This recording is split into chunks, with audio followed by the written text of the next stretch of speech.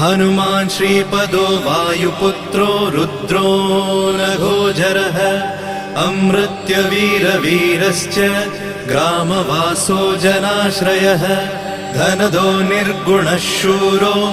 वीरो निधिपतिर्मुनिः पिङ्गाक्षो वरदो वाग्मी सीताशोकविनाशकः शिवः शर्वत्परो व्यक्तो व्यक्तो धराधरः पिङ्गकेशः पिङ्गरोमा श्रुतिगम्यः सनातनः अनादिर्भगवान् देवो विश्वहेतुर्जनाश्रयः आरोग्यकर्ता विश्वेशो